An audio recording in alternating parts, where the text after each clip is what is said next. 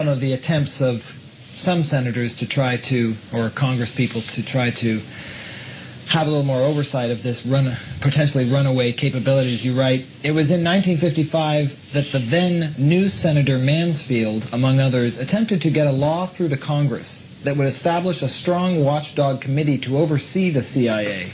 One of the principal reasons this law did not pass was that such CIA stalwarts as Senator Russell and Senator Saltonstall affirmed that there was no need for such committees. I have worked closely with Senator Saltonstall and many others who were on those committees, and except in rare instances, they never knew that the CIA was so huge. They knew how big the CIA was within the bounds of the real or intelligence organization, but none of them knew about its tremendous global-based capability. And what is much more important, none of them knew the intricacies of the agency's supporting system that existed in the name of the Army Special Forces and the Air Force Air Supply and Communications Wings.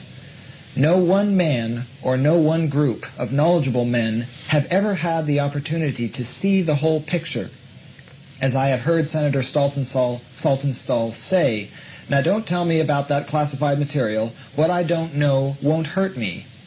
That has been a general attitude on Capitol Hill. In discussions I have had with responsible committeemen on the Hill, I have found this to exist as recently as September 1971. This situation has not changed much. There are no congressmen and no senators who really know about the agency and about what the agency is doing.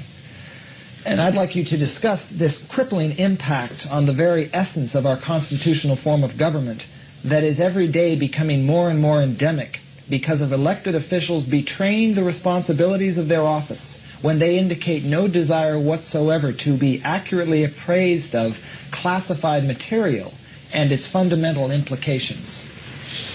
Well, of course, that varies with individuals and it varies with time, but it's a pretty accurate statement, unfortunately so. You see, in the eyes of Congress, when they created CIA, they were creating a coordinating organization. That doesn't give them too much power. So the congressman can sit back and say, look, we wrote the law, here's what the law says, and this is what we expect them to do. Except for one thing, the amount of money that they've been appropriating to this ever-expanding organization. So I can't excuse them for not realizing that there's a requirement for oversight. Where's the money going? Right. But then again, they sort of back out of that because only a few congressmen know how much money is appropriated. It's a very narrow area. But that doesn't mean they don't know, and it, again, is their responsibility.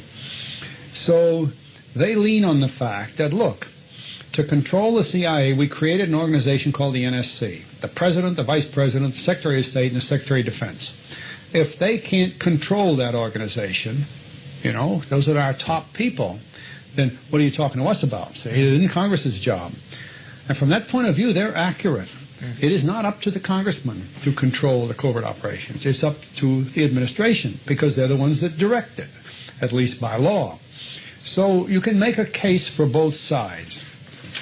During my work with this activity, I was told frequently and regularly by senior officers in the Pentagon, generals and secretaries of departments and so on, to go over to the Congress and speak to the cleared congressman about what we were doing on a certain covert operation. I remember, I remember in my first clearance, it was explained to me that Senator Russell and Senator Saltonstall were the cleared officers, cleared senators. I went over to see them. Well, it just happened that Senator Saltonstall knew my father. My father knew Saltonstall pretty well. So when he heard my name, right away, how's your father, how's this? No, we got along just great. And then I said, now look, General Martin has sent me over here to talk to you about a covert operation, which the eyes run. Now look, if General Martin knows about that operation, and if the Defense Department is taking care of it, I don't need to know about that, Colonel, what I don't know. And really, this was the way it was handled. I wouldn't say that he meant it exactly that way, but it's what you get because I know I wasn't able to tell him about it. He didn't want to hear it. The very fact that I came to tell him, I think, was simply enough to confirm that we were in some operation that he'd probably hear about later, especially if something went wrong. And that would suffice. But he wasn't going to sit there and be the conduit for everything we knew in the Defense Department between himself and then all the rest of the members of Congress. Right.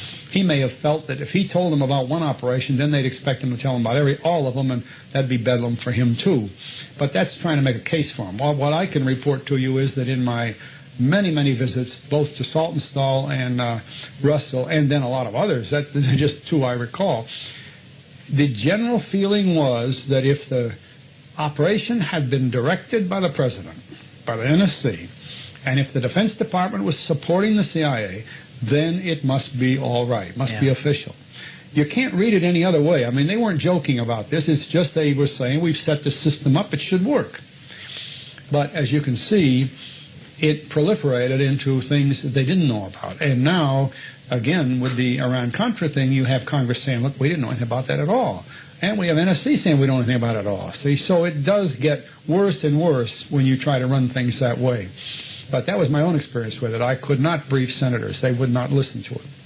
Because they felt it was in the proper hands that it should be? Well, they thought, the very fact that I was there proved to them that it must be in proper hands. You see, you can see that man's point of view. Sure. Because if I'm there to tell him, he's saying, okay, it must be a legitimate organization. If it was a real sneaky one, I wouldn't have been there, see? So that's his rationale. Okay.